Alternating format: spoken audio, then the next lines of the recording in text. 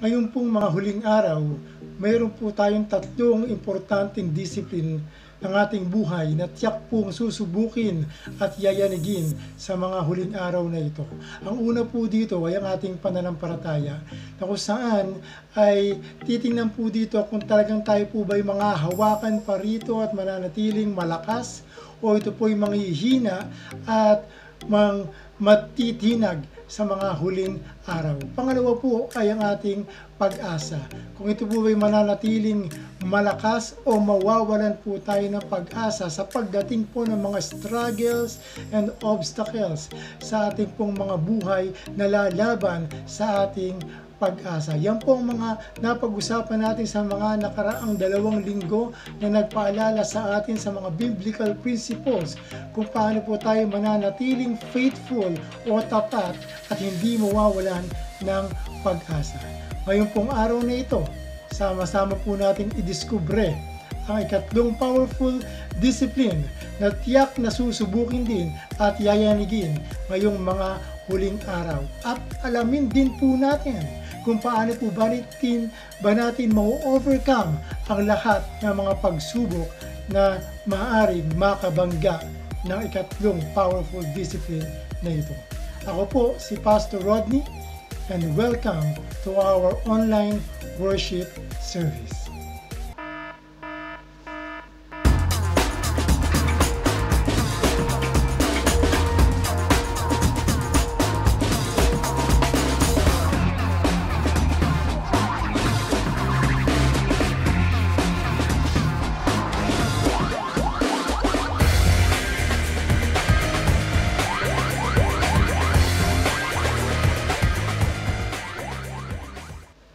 Patungkol po sa kung ano ang mga mangyayari sa mga huling araw, sabi po doon sa Mateo 24:12, sabi po roon, lalaganap ang kasamaan, kaya't manlalamig ang pag-ibig ng marami. Tingnan po natin, ano po bang ibig sabihin itong manlalamig ang pag-ibig? Meron po itong mga katangian o description na sinasabi rin po sa Bible. Tingnan po natin sa 2 Timothy 3:1-5. Sabi po ron, dapat mong malaman na sa mga huling araw ay darating ang mga panahon ng kaguluhan. Sapagkat ang mga tao ay magiging maibigin sa sarili, maibigin sa salapi, palalo, mapagmataas, mapagsamantala, suwail sa magulang, walang utang na loob, at lapastangan sa Diyos. Sila ay magiging walang pagmamahal sa kapwa, walang habag, mapanirang puri, walang pagpipigil sa sarili, marahas at walang pagpapahalaga sa mabuti. Ang tatlong verses po na nauna dito ay yung pong ang malamig o yung cold love for their neighbors o yung paglamig po ng kanilang pag-ibig sa kanila pong kapwa.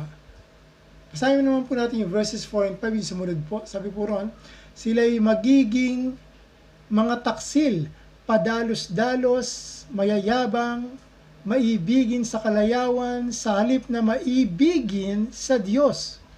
Sila'y may anyo ng pagiging makadiyos, ngunit hindi naman nakikita ang kapangyarihan nito sa kanilang pamumuhay. Iwasan mo ang ganyang uri ng mga tao. So yung verses 4 and 5 po, sinasabi naman po rito ay yung paglamig naman po, yung cold love for our Father in heaven. So napansin niyo po na sa mga huling araw, ang nasusubok po pala o inaatake sa atin po ay yung pong 2 greatest commandments. At ano po yun? To love God and to love others. At sabi nga po doon sa ating teksto, parehas daw po itong manlalamig.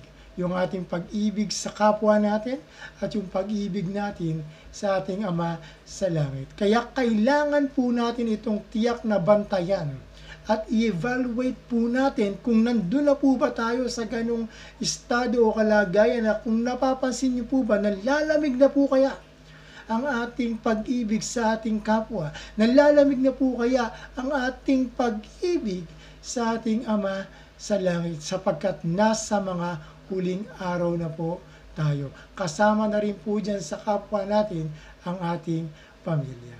So para po ang ating pag-ibig sa ating kapwa ay manlamig, ay hindi po manlamig o mamatay.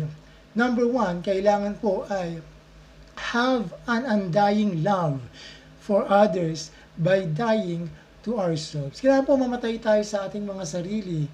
Dahil nga po sabi doon kasi pagmahal sa sarili, no, para po magkaroon tayo ng hindi namamatay na pag-ibig sa ating kapwa. So tingnan po natin yung tribulations o yung hardships na pinagdaanan po ni Pablo. And despite po sa kanyang mga hardships, tingnan po natin yung mga kahirap na pinagdaanan po niya. And still, tingnan po natin kung ano pa rin po ba ang nilalaman ng kanya pong puso at ng kanya pong isipan. Basahin po natin sa 2 Corinthians 11:24-29.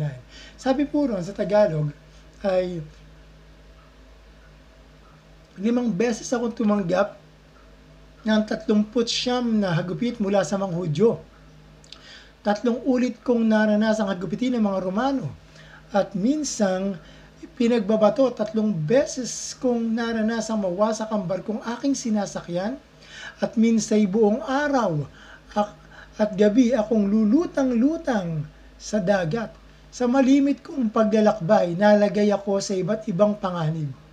Sa mga ilog, sa mga tulisan, sa aking mga kababayan, at sa mga hintil. Mga panganib sa lungsod, sa ilang, sa dagat, sa mga huwad na kapatid. Naranasan ko rin ang labis na hirap at pagod, malimit na pagpupuyat at matinding gutom at uhaw. Naranasan ko ang ginawin, ngunit wala man lamang maibalabal. Bukod sa lahat ng ito ay araw-araw kong pinapasan ang mga alalahanin para sa lahat ng mga iglesia. Kapag may nanghihina rin ako. At kapag may nahuhulog sa pagkakasala, labis ko itong ikinagagalit. Dahil po sa kanyang pag-ibig sa kapwa po niya o sa ibang tao, na kung saan para po sila ay maligtas. Sa mamagitan po ng pag-share ng mabuting balita po sa kanila, si Pablo po ay dumaan sa iba't ibang klaseng hardship sa paghihirap o pagsubok at tribulation sa kanyang buhay. Una po, sabi nga po doon, di ba, ilang beses po siyang hinagupit, 3 times, ng 39 na hagupit, no, sa mga Hudyo. So 3 times 39, no, ay aabutin po na 117 stripes po yun. Plus, hinagupit din po siya ng rod ng mga Romano po yun. 3 beses din po yun. So hindi ko na po alam kung ilang beses po yun.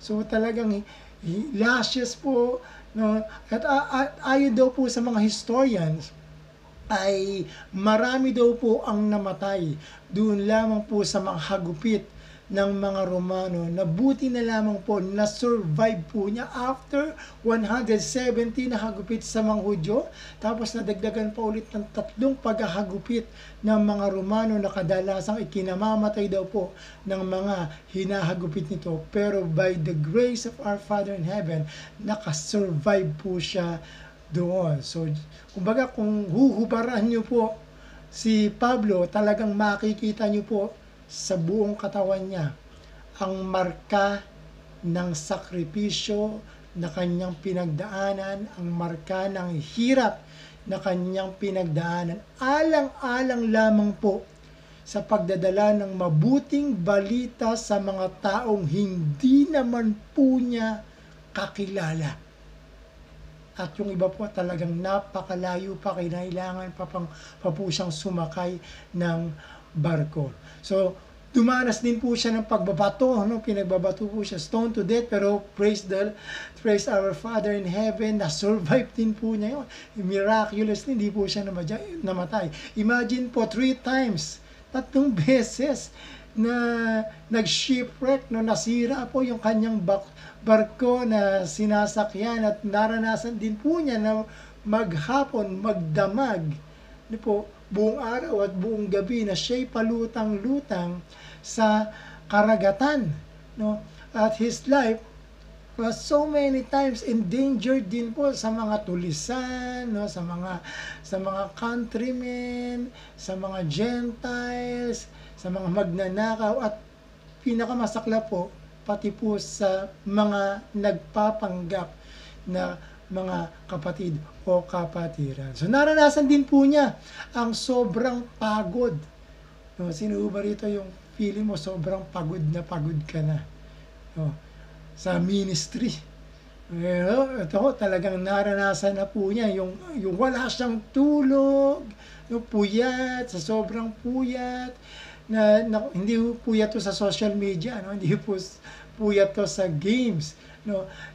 Naranasan din po niya sa sobrang gutom at sobrang uhaw, no? Hindi po dahil sa wala po siyang ayuda, no? Dahil sa wala po siyang relief goods o ayuda, kundi literally wala pong pagkain, wala pong mainom sa maraming araw dahil sobrang gutom, sobrang uhaw, at hindi lamang po kakaunting araw na maaaring pinagdadanasan natin dahil nga po sa lockdown na ito, lalo kung wala kang kita at wala ka rin ayuda. Naranasan po niya ang lamigin pero wala man lamang po siyang pambalabal. Hubad po siya. Ayon po sa King James Version, nakahubad po siya ng mga oras na yun. So you only experience that. Diba? Yung ikaw ay nilalamig ng nakahubad tuwing nagsiswimming ka. No? So siguro, sabihin mo, kaya siguro, tayo po nararanasan lang natin mainit pagka walang kuryente. Pero hindi yung nilalamig nang wala man lamang sinusuot. And yet, all those hardships, no, and tribulations is still, ano po nasa isip niya? Ang nasa isip pa rin po niya, ang inaalala pa rin po niya, hindi po yung kanyang sarili. Hindi po yung kanyang welfare o yung kanyang mga concerns o yung kanyang pong mga pangangailangan, kundi still ang welfare pa rin po ng iglesia ang kanyang iniintindi at iniisip. Sa kabila po ng hirap na kanya pong pinagdanasan, still hindi pa rin po siya nakafocus sa kanyang sarili. Sa hirap, sa pagod, sa uhaw, sa gutom, sa buhay niya, sa pangangailangan, ang iniisip pa rin po niya ay yung kanyang kapwa. Kumbaga parang patay na siya. Ang mahalaga sa kanya, hindi yung kanyang sarili. Mas mahalaga sa kanya ang iba ng higit sa kanyang sarili. So he was still thinking of others. Ang naiisip pa rin po niya ay yung iba. Kung may nanghihina daw po, siya nararamdaman niya, nanghihina din siya, nanlulumo din siya. Kapag ka daw po may nagkakasala, sabi po niya, nagagalit po siya. So sa hilip na ang iligtas na lamang po niya ay yung kanyang sarili, yung iba pa ho ang naiisip niya. So many times, tayo naman po, kapag tayo dumaraan sa mga pagsubok, hardships, tribulations sa ating buhay, diba ang unang pumapasok sa atin yung concerns natin? Kadalasan po, ang naiisip lamang po natin ay yung ating pong mga sarili. Most of the time, nakafocus po tayo sa ating mga sarili, sa ating mga pangangailangan, sa ating welfare, sa ating comfort. Paano po ba tayo mapapabuti? So, ibig sabihin talagang kailangan po natin ng supernatural love para maalis natin ang ating focus sa ating mga sarili na po, pagka po tayo dumarating sa mga hardships of any kind. Kundi sa kabila ng hardships, baka iniisip pa natin yung iba na baka sila rin dumaranas, kawawa naman sila. Paano kaya ako makakatulong? It needs supernatural love para pumasok sa isip mo habang dumaranas ka ng matinding kapigatian, ng matinding pagsubok, ng matinding kahirapan, pero iba pa rin ang iniisip mo na tao sa halip na sarili mo. Hallelujah. So si Pablo po, dahil sa kanyang pag-ibig sa iba, no, dumaan man po siya sa mga kahirapan, difficulties in life, just to let them, di bali na dumaan siya sa mga pagsubok sa kahirapan, madala lang po niya yung mabuting balita para po sila makarinig ng mabuting balita ng kaligtasan. Tayo po kaya, No? Kapag po kaya tayo dumaraan sa mga hardships, kahit po ngayong pandemic po na ito, saan po ba tayo nakapokus sa mga oras ng pandemic po na ito? Ito pong pandemic nito ay sinusubok ang ating pag-ibig. Kung tayo po kaya ay nagiging selfish yung ating pag-ibig, selfish love, or yung love para sa ating kapwa ay naroon pa rin. Yung po kayang ating pag-ibig ay nanlalamig na o lalo pa pong umaalab ang pag-iinit ng ating pag-ibig para po sa iba. So when we are in need, pagka po ba tayo ay may mga pangangailangan dahil nga po sa crisis na ito, naiisip po kaya natin ang iba na nais natin makatulong, nais natin silang i-chat, i-encourage, palakasin na loob, ipag-pray, or ang sarili lamang po ba natin ang ating pong naiisip? Naisip po ba natin kung paano po tayo makakakuha, no? O kung paano tayo makapagbigay? Hindi lamang po kung paano ka makukuha, kundi naisip mo lang ba na kung ano yung makukuha mo ay maibabahagi mo rin sa iba. Naisip din po ba natin na hindi lang naman pala tayo ang apektado ng pandemic na ito, ng crisis na ito.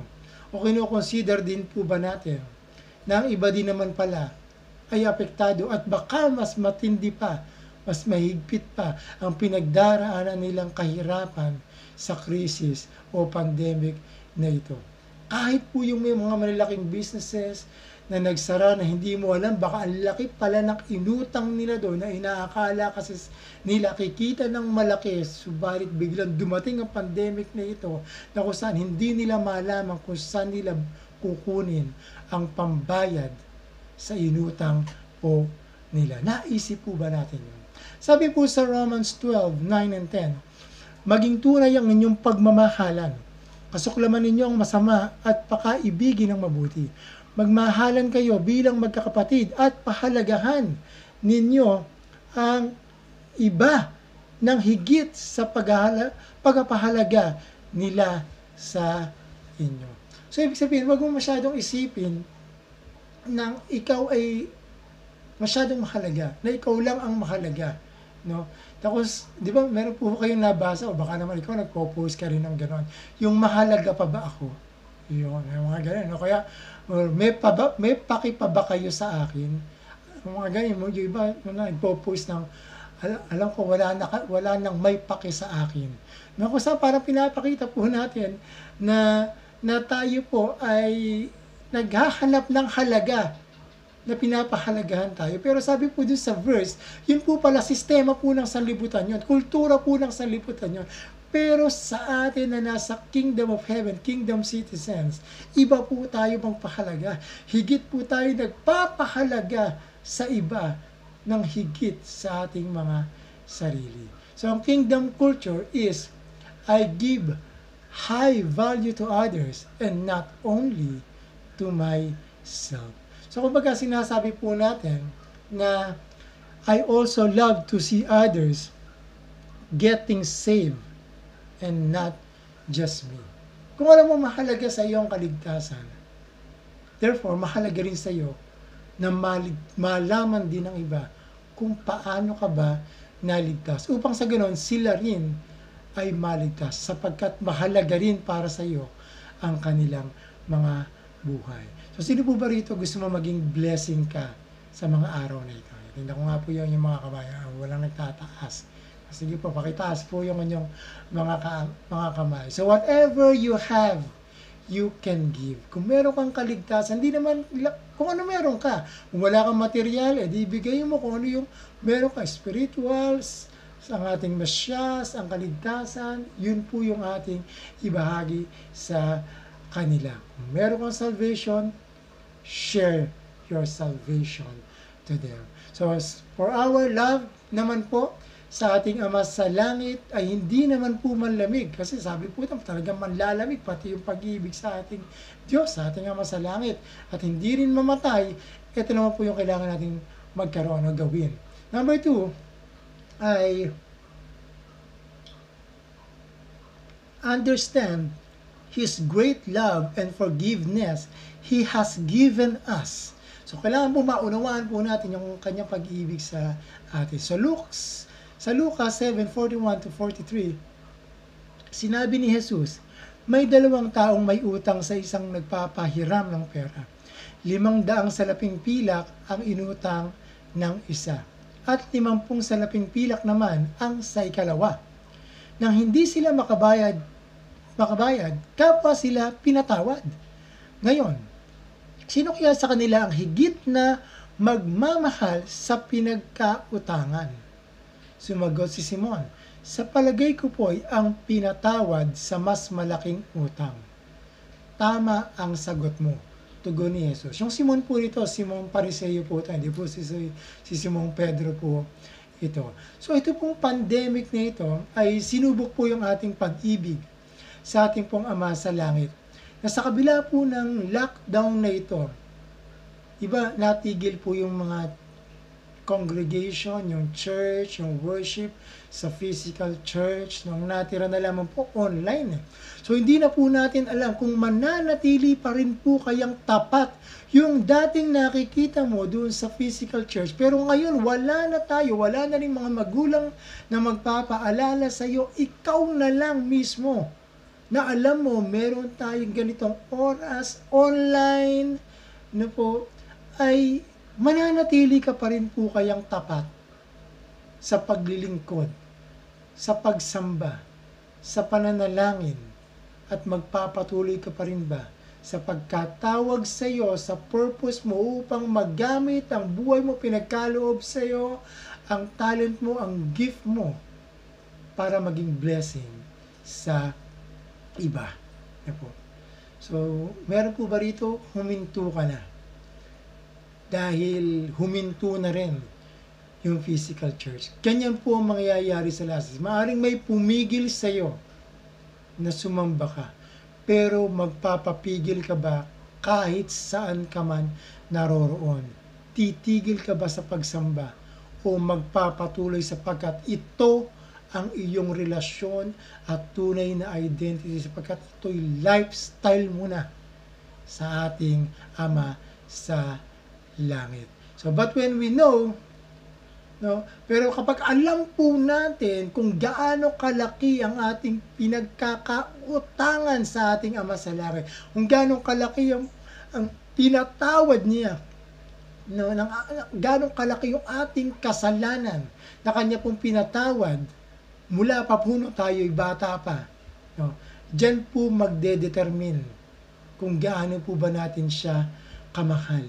At dahil sa ating pag-ibig na ito, dahil sa laki ng utang natin na kanyang actually hindi lamang po niya pinatawad, kundi binayaran pa po niya para lalong higit na makita mo kung gaano ka ba niya kamahal.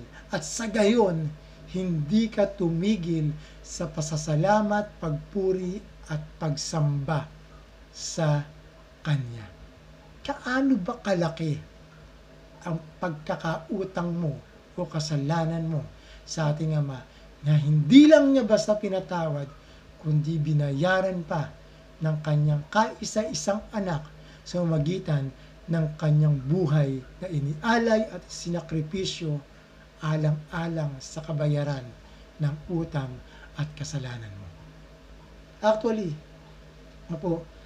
ay ganun nga po ang nangyari dito po sa isang kwento natin.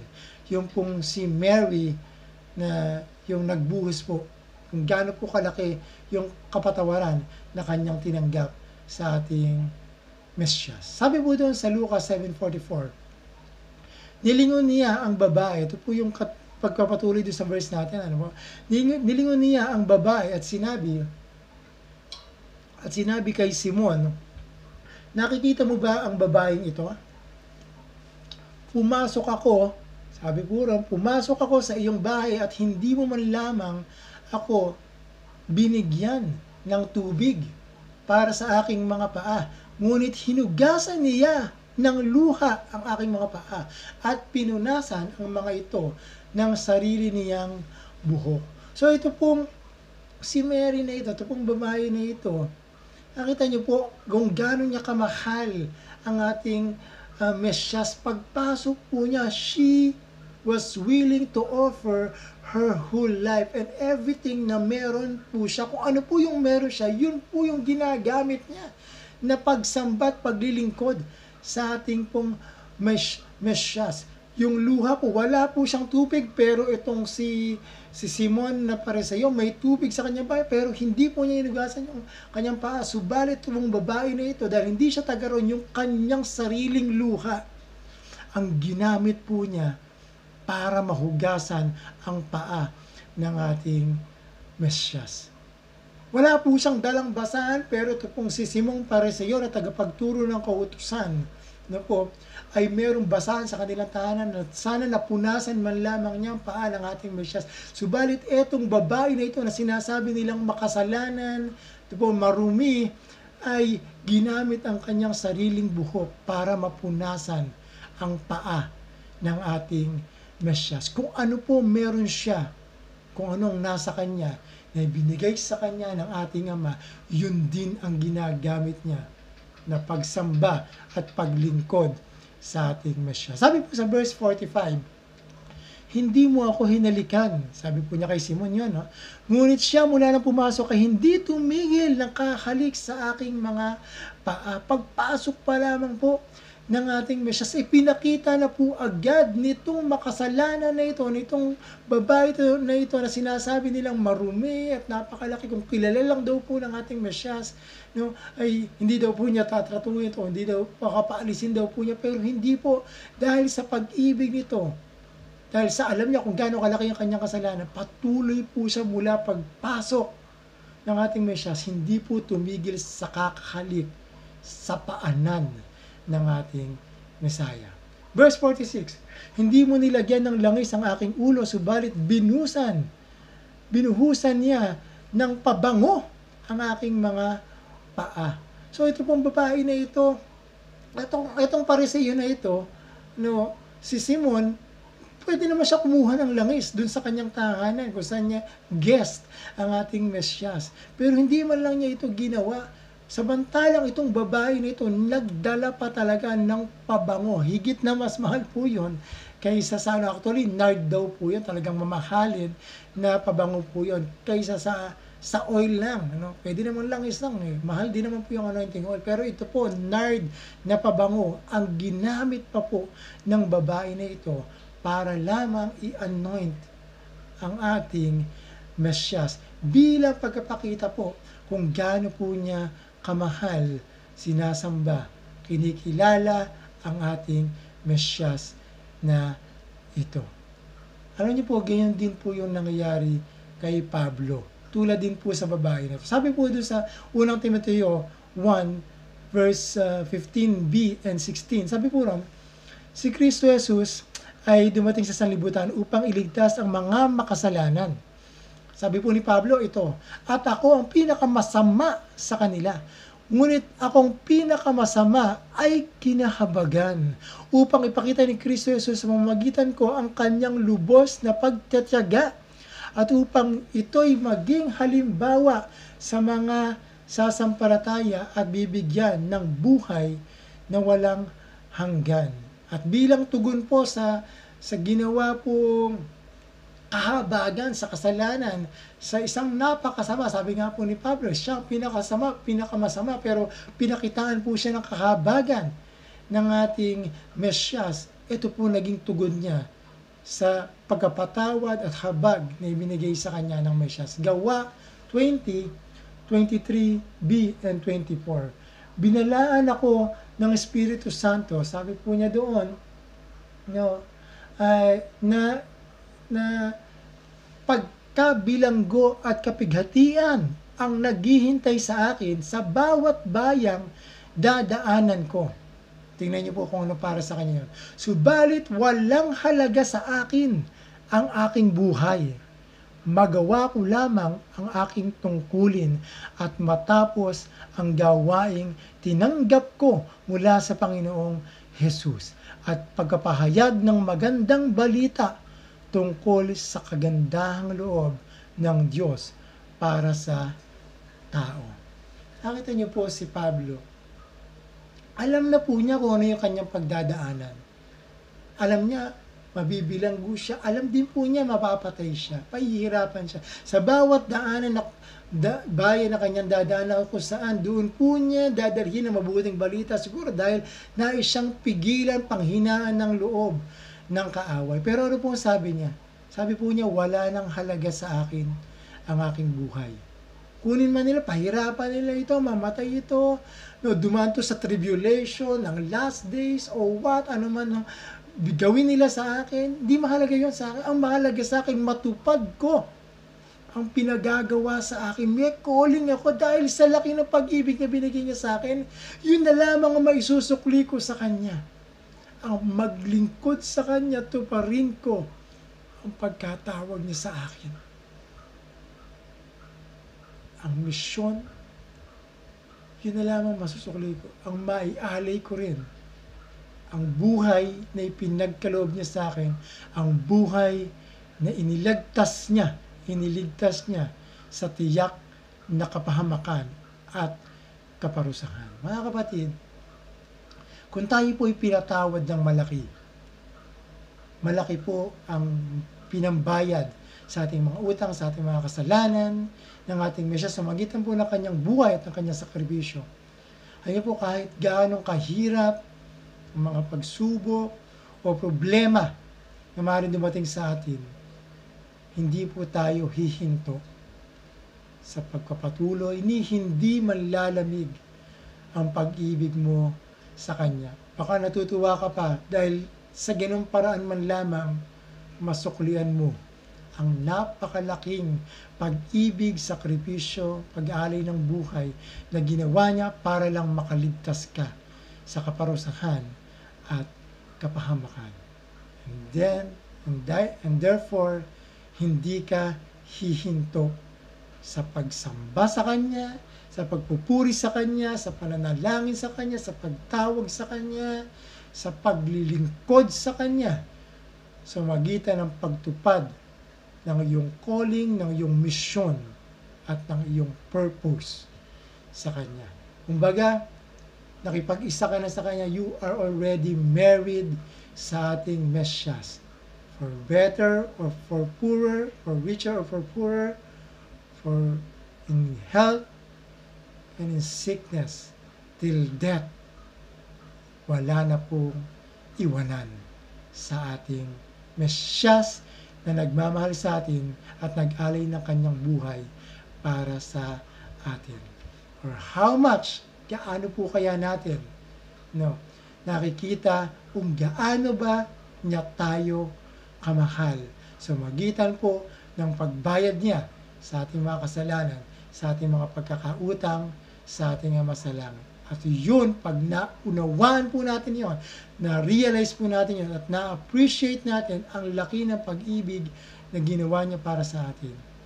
Yun po ang paghuhugutan natin ng pag-ibig para sa Kanya, na hindi man lalamig at hindi mamamatay hanggang wakas. Mananatili po tayong tapat sa Kanya hanggang wakas. Mga kapatid, ito po yung best time para palakasin po natin ang ating pong pag-ibig para sa Kanya. At gayon na rin po sa ating pong mga kapwa o sa iba din po. By first accepting, tanggapin po natin ang Kanyang pag-ibig sa atin. Yung Kanya pong pagbabayad sa lahat ng pagkakautang o kasalanan na ating pong nagawa laban sa Kanya. At ipahayag po natin ito, lahat ng ating kasalanan at pagkakautang sa Kanya, upang sa gayon, tayo po'y mapuspos ng Kanyang pag-ibig. Ito po, na sa atin, para sa gayon ay mamahal po natin siya.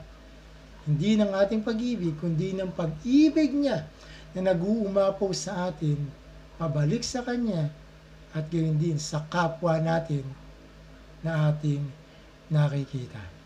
So today, ay inaanyayahan ko po kayo na mapuspos ng Kanyang pag-ibig sa pamamagitan po ng pagtanggap ng Kanyang pag-ibig at ng Kanyang pagliligtas para po sa ating lahat. So kung tayo po ay, kung kayo po ay nakahanda na, natanggapin po ang pag-ibig nito, kung nais nyo pong isuko ang inyong mga kasalanan sa Kanya, nais nyo pong aminin sa Kanya, ito po yung pagkakataon, and to see kung gaano kalaki ang pag-ibig niya para sa atin. Kung handa na po kayo, sumabay po kayo sa panalangin ito. At kung kasama nyo rin po ang inyong pamilya, ay sama nyo na rin po upang sa gayon, ma-realize po ng buong pamilya ang pag-ibig ng ating Ama sa Langit. At tayong lahat, buong pamilya, sasamba at iibig sa Kanya at sa ating kapwa hanggang wakas. Tayo po ay manalangin. Aming Ama, kami po ay nagpupurit ng kapasalamat sa iyo, sa iyong dakilang pag-ibig sa amin sa magitan po ng iyong anak na inialay sa amin, na kung saan siya po'y dumanas ng mabibigat na kahirapan na kami po mismo hindi namin maisip na dadanasin namin o maisip na wag naman sanang danasin namin ang hirap na kanyang pinagdaanan. Yung sakripisyo po na ito at higit sa lahat yung kamatayan po niya para sa aming mga kasalanan. Siya po'y hindi nagkasala pero dahil sa pag-ibig niya po sa amin, siya po ang tumanggap ng kaparusahan para sa aming mga kasalanan. Kaya sa mga oras po na ito, pinapahayag po namin sa iyo ang aming mga kasalanan. Tunay nga po na kami mga makasalanan sa iyong harapan. Mula pa po ng pagkabata, magkaisip po kami, ay nagkasala na po kami. Kaya ngayon po, nagpapakumbaba kami, tinatanggap po namin ang iyong pag-ibig at ang iyong pagkapatawad sa amin. At gayon din po, tinatanggap po namin ang iyong kaligtasan. Nagkakaloob niyo po sa bawat nakikinig ngayon, nagpapahayag ng kanilang mga kasalanan, inaamin na sila'y makasalanan at tinatanggap ngayon ang iyong pagpapatawad, ang iyong pag-ibig at ang iyong pagliligtas sa bawat isa sa amin. At dahil po rito, naniniwala po kami tinanggap na ninyo bilang iyong anak.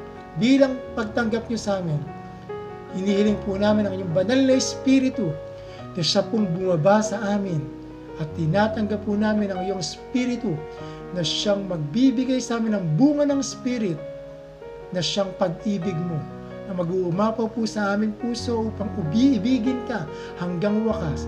Gayon din ang aming kapwa na aming babahaginan na kung ano man po yung tinanggap namin sa iyo ngayon, nakaligtasan at pag-ibig, ay babahagi din po namin sa aming kapwa. At tulungan niyo po kami na muli po kaming umibig sa aming kapwa at sa iyo. And by your love, and by your Spirit, and by your grace, ay maisagawa po namin ito. Dalangin po namin dahil kami po ngayon ay mga anak mo na sa kabila ng mga pandemic crisis na ito, i-bless nyo nga po ng masaganang biyaya at pagpapala ang iyong mga anak na tumanggap sa iyong mga pag-ibig. Dahil sa pag-ibig mo, naniniwala kami, dinirinig nyo na po kami bilang iyong mga anak at tatanggapin po namin ang masaganang biyaya at pagpapala sa iyo pati yung iyong pag-iingat at proteksyon sa amin, sa aming buong pamilya. Ilalayo niyo po kami sa anumang sakit at karamdaman. We pray sa pandemic na ito na tumigil na po ito, bumaba na po ang bilang ng infection sa COVID-19 sa aming bansa at sa marami rin pong bansa. We pray also for the frontliners to cover them by your blood kung paano niyo rin po kami iniingatan. Dalangin din po namin na marami pang maligtas tulad po namin.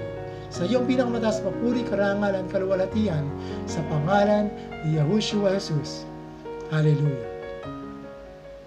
So muli po, maraming salamat po sa inyo pong napakahalagang oras na yung pinagkaloob po sa amin bilang pong pagpakita ng inyo pong pag-ibig sa amin at sa ating pong Ama sa langit. At kung nais po pong lumago sa inyo pong buhay spiritual at sa pag-ibig po, or naisip po, meron po kayong mga tanong, naisip pong magtanong patungkol po sa buhay o sa kaligtasan, o gusto niyo rin pong makakilala, makipag-meet ng mga bagong kaibigan o kapatiran sa bagong pamilya na ito ng ating Ama sa langit, ay just comment below na po, or just chat us at kami po willing po na tumugon, sumagot sa inyong chat or comment upang tugunan ang inyo pong mga comments sa amin. So muli po, maraming salamat po muli at naway patuloy po tayong puspusin ng pag-ibig ng ating Ama sa langit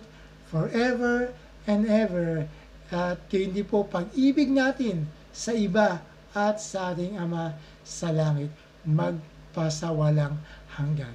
Nawa, patuloy po tayong pagpalain palalo ng ating iisang Ama sa langit. Keep safe and shalom.